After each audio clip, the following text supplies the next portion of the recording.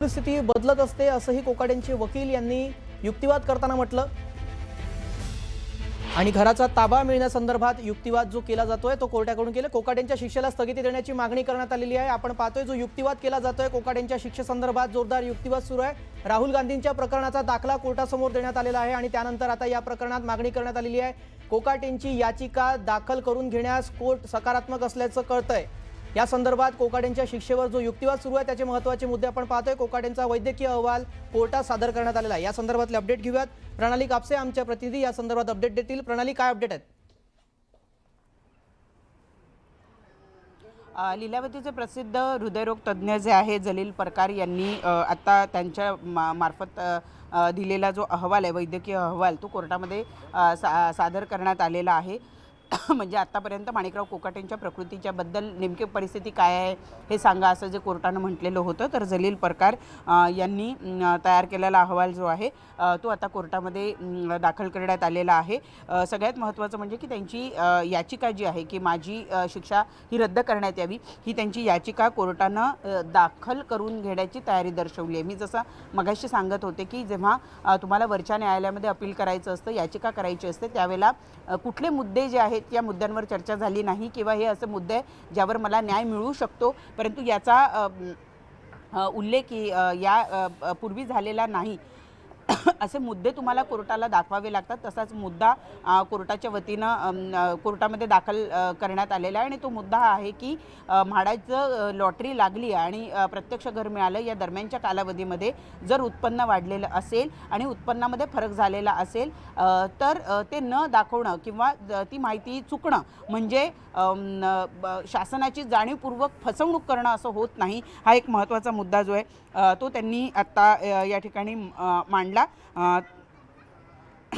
आता जलील परकार यांनी यांचा जो अहवाल आहे जो कोर्टाला सादर करण्यात आलेला आहे त्याच्यामध्ये म्हटलेलं आहे की आज दुपारी 2 वाजता एन्जिओप्लास्टी करण्यात आलेली आहे माणिकराव कोकाटे यांच्यावर, असं कोर्टामध्ये तो जो मेडिकल अहवाल जो देण्यात आलेला आहे त्याच्यामध्ये म्हणण्यात आल्याचं आपल्याला बघायला मिळतं आहे। सगळ्यात महत्त्वाचं म्हणजे की त्यांची माझी शिक्षा रद्द करावी ही याचिका जी आहे ती कोर्टानं दाखल करून घेण्याची तयारी दर्शवलेली आहे। म्हणजे आता मुंबई उच्च न्यायालयामध्ये सुद्धा या मुद्द्यावर चर्चा होईल। महत्त्वाचा मुद्दा याचिका करताना हाच मांडण्यात आलेला आहे की बदललेलं उत्पन्न दाखवलं, जुनं उत्पन्न 1989चं उत्पन्न आणि त्यानंतर प्रत्यक्ष सदनिका हाती आली ते 1994चं उत्पन्न, याच्यामध्ये जर तो फरक असेल आणि हा फरक पडला म्हणून मी शासनाची फसवणूक केली असं होत नाही। याला शासनाची फसवणूक करणं म्हणत नाही, मी कोणाचीही फसवणूक केली नाही असं माणिकराव कोकाटे यांचं म्हणणं आहे, जे त्यांनी वकिलांच्या मार्फत आज कोर्टामध्ये म्हणणं मांडलेलं आहे। आणि सगळ्यात महत्त्वाची गोष्ट म्हणजे कोर्टानं त्यांची याचिका दाखल करून घेण्याची तयारी दर्शवलेली आहे। हा एक मोठा दिलासा माणिकराव कोकाटे यांना म्हणावा लागेल। जी, या संदर्भात सरकारी वकिलांकडून देखील युक्तिवाद केला जातोय, त्या संदर्भातले काय महत्त्वाचे मुद्दे सध्या समोर येत आहेत?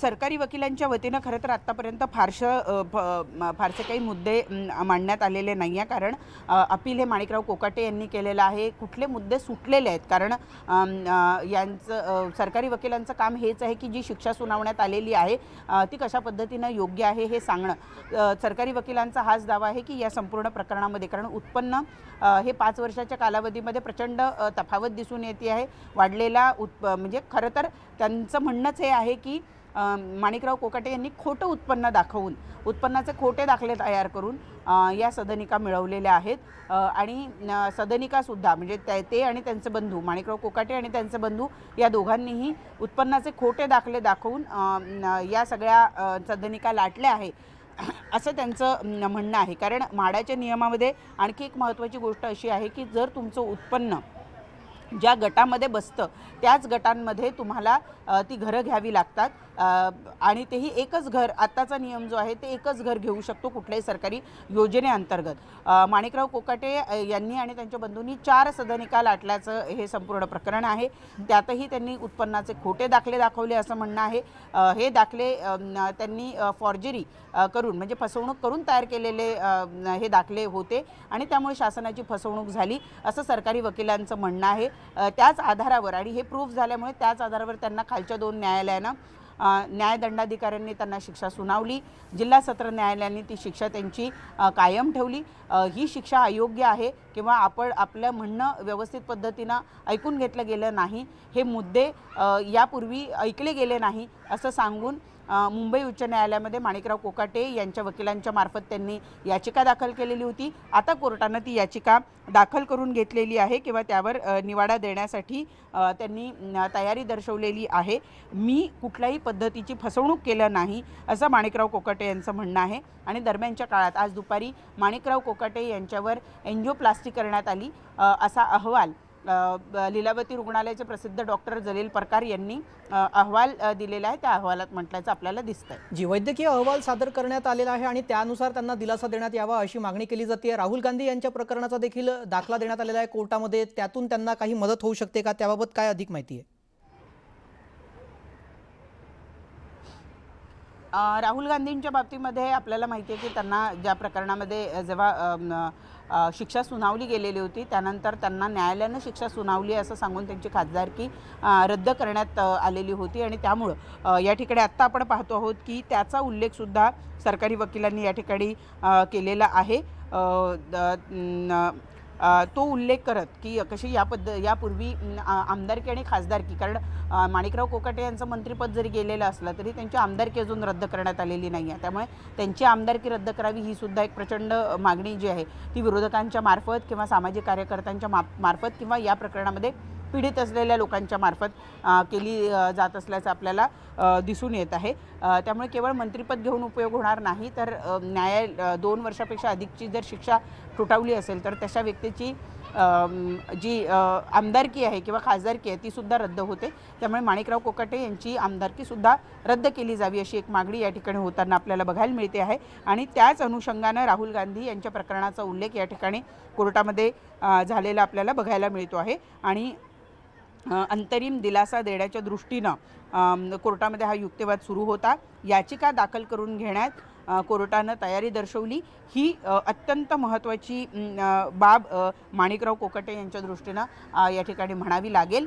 म्हणजे या प्रकरणामध्ये जे मुद्दे आता नव्यानं मांडण्यात आलेले आहे ते मुद्दे कोर्टानं ग्राह्य धरले आणि त्या दृष्टीनं युक्तिवाद करण्याचं कोर्टानं मान्य केलेलं आहे। जी आपण पाहतोय प्रणाली, आता कोकाटेंच्या वकिलांचा युक्तिवाद संपलेला आहे आणि या प्रकरणात 2 महत्त्वाच्या गोष्टी आहेत त्या समजून घ्यायला लागेल। ते म्हणजे की आता लीलावती रुग्णालयामध्ये जे उपचार सुरू आहेत माणिकराव कोकाटे यांच्यावर आणि त्यानंतर इकडे युक्तिवाद सुरू आहे, तर त्यांचं जे वैद्यकीय त्यांची जी स्थिती आहे सध्या एंजिओप्लास्टी त्यांच्यावर करण्यात आलेली आहे, त्यांच्या वैद्यकीय स्थितीनुसार निकालावर काय कशा प्रकारे परिणाम होतो किंवा निकालाचा परिणाम त्यांच्या वैद्यकीय स्थितीवर होतो का, त्याबाबतही वेगवेगळ्या चर्चा सुरू आहेत।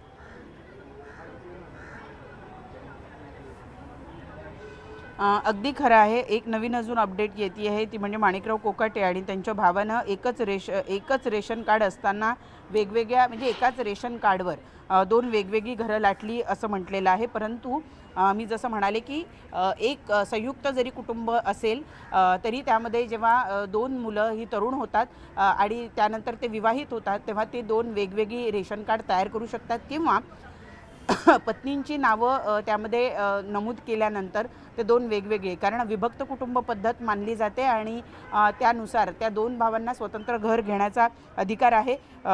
इथं जो हस्तक्षेप याचिका आहे त्या याचिकेमध्ये या पद्धतीचा उल्लेख करण्यात आलेला आहे। पिस्तुलाची परवानगी मिळताना मात्र त्यांनी 25 एकर जमिनीचा उल्लेख केला असल्याचं म्हटलेलं आहे। तसे कागदपत्र देण्यात आलेले होते म्हणजे त्यांची संपत्ती जास्त होती असं या ठिकाणी सांगण्यात आलेलं आहे। ते सभापती असताना त्यांनी त्यांच्या राजकीय ताकदीचा वापर केला आहे असं म्हटलं जात आहे आणि दोन्ही एकाच कुटुंबातील सदस्य असताना त्यांनी 2 घरं घेतली असा मुद्दा या ठिकाणी उपस्थित करण्यात आलेला आहे। परंतु हा मुद्दा फारसा ग्राह्य धरला जाणार नाही कारण आता म्हणजे हे सर्वश्रुत आहे की वडिलांच्या नावावर पूर्वीच्या काही समजा जर वडिलांच्या नावावर रेशन कार्ड असेल तर त्यांच्या अपत्यांची नावं त्यामध्ये लिहिली जात होती। नंतर एकत्र कुटुंब पद्धती असल्यावर घरात आलेल्या सुनांची नावंसुद्धा त्या रेशन कार्डमध्ये टाकली जात होती।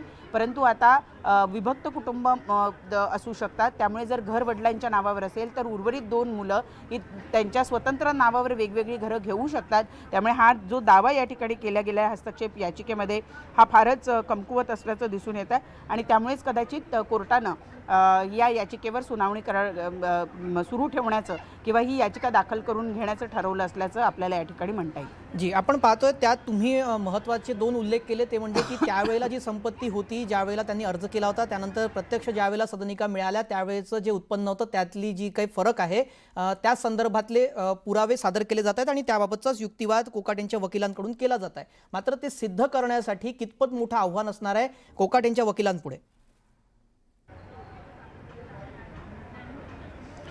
खरं तर आता जे 2 मुद्दे मांडले गेले हे म्हणजे वैयक्तिकरित्या मी असं म्हणते की हे दोन्ही मुद्दे मान्य करण्यासारखे आहेत किंवा हे दोन्ही मुद्दे आत्तापर्यंत विचारात का आले नाही हा प्रश्न मला आता खरं तर हे सगळं वाचल्यावर प्रश्न पडतोय. कारण म्हाडा मी बरीच वर्ष मी म्हाडा कव्हर केलेलं आहे, त्यामुळे मला माहिती आहे की म्हाडाची लॉटरी कशा पद्धतीनं निघते, त्याच्यात कागदपत्र कशी दिले जातात, त्याची छाननी कशा पद्धतीची होत असते. त्यामुळे हे म्हणणं की उत्पन्नामध्ये फरक पडला हे म्हणणं फारसं मला म्हणजे या मुद्द्याला आत्तापर्यंत ग्राह्य का धरलं गेलं नाही किंवा यावर युक्तिवाद का झाला नाही हा मुळात प्रश्न मला इथे पडतो आहे. कारण कुठल्याही व्यक्तीचे सर्वसाधारणपणे 10 ते 15% त्याचं उत्पन्न दरवर्षी वाढतं असं ग्राह्य धरलं जातं. म्हणजे नोकरी करणाऱ्या व्यक्ती जर असेल तरीही त्याच्या उत्पन्नामध्ये 10 ते 15% वाढ होते असं आपण म्हणतो. तो मुद्दा यापूर्वी माणिकराव कोकाटे यांचं जर उत्पन्न वाढलं असा दावा केला जात होता. ते उत्पन्न किती वाढलं हा नक्कीच मुद्दा आहे, परंतु मी जसं म्हणाले की नोकरी करणाऱ्या व्यक्तीला दर महिन्याला एक पगाराची एक पेस्लिप मिळत असते आणि त्यामुळे त्याचं उत्पन्न त्याला त्याच्या पगारामध्ये फारसं दाखवता येत नाही. हे याच उलट व्यावसायिक मात्र त्याचा थोडासा वेगळा फरक पडतो. त्याचं उत्पन्न अचानक वाढू सुद्धा शकतं आणि अचानक कमी सुद्धा होऊ शकतं, कारण शेवटी तो व्यवसाय आहे. वकिली हा सुद्धा एक व्यवसाय आहे. एखाद्या वेळेला एखाद्या वर्षी त्यांना जास्त केसेस मिळू शकतात, एखाद्या वेळेला त्यांना केसेस मिळणार नाही अशी सुद्धा परिस्थिती निर्माण होऊ शकते. त्यामुळे त्यांचं जे अचानक वाढलेलं उत्पन्न आहे ज्याबद्दल इथं आक्षेप घेतला जातो आहे तो मुद्दा फार महत्त्वाचा आहे. पण तो मुद्दा आत्तापर्यंत चर्चेला का गेला नाही हा मला प्रश्न आहे. 5 वर्षामध्ये जर आपण पकडलं तर दरवर्षी 15% माणिकराव कोकाटे यांचं उत्पन्न वाढूच शकतं.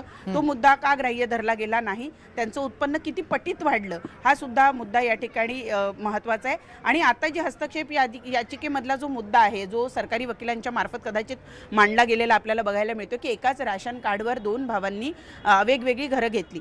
पण मुळात मी जसं म्हणाले की आता रेशन कार्ड वेगवेगळं करण्याची पद्धत आहे, परंतु पूर्वी मात्र आपल्याला सगळ्यांना माहिती आहे की संयुक्त कुटुंब पद्धती होती. त्यावेळेला वडिलांच्या नावावर एक रेशन कार्ड असायचं, त्याच्यामध्ये मुलांना आधी जेव्हा त्यांची मुलं लहान असतात तेव्हा त्या मुलांना धरलं जातं आणि मग जेव्हा ती मुलं मोठी होतात त्यांचं लग्न होतात तेव्हा त्यांच्या सुना ज्या आहेत त्यासुद्धा त्याच्यामध्ये लिहिल्या जातात किंवा अशा वेळेला ते स्वतंत्र रेशन कार्डसुद्धा तयार करू शकतात. आणि त्यामुळे 2 भावांनी एकाच रेशन कार्डचा वापर करून 2 वेगवेगळी घरं घेतली हा जो मुद्दा आहे हा सुद्धा मुद्दा थोडासा कमकुवतच आहे आणि त्यामुळे माणिकराव कोकाटे यांना या मुद्द्याचा सुद्धा बेनिफिट मिळू शकतो असं या ठिकाणी म्हणावं लागेल. प्रणाली, मी तुम्हाला थोडं थांबवतो. या संदर्भात जो युक्तिवाद सुरू आहे त्यातले काही महत्त्वाचे की पॉईंट्स आपण पाहूयात, प्रेक्षकांना त्या संदर्भातली माहिती देऊयात, त्यानंतर मी परत आपल्याकडे येतो. या संदर्भातला अधिक तपशील जाणून घेऊयात. कोकाटे प्रकरणामध्ये जो युक्तिवाद सुरू आहे ते आपण पाहतोय. अफजल अन्सारी प्रकरणाचा कोकाटेंच्या वकिलांकडून दाखला देण्यात आलेला आहे.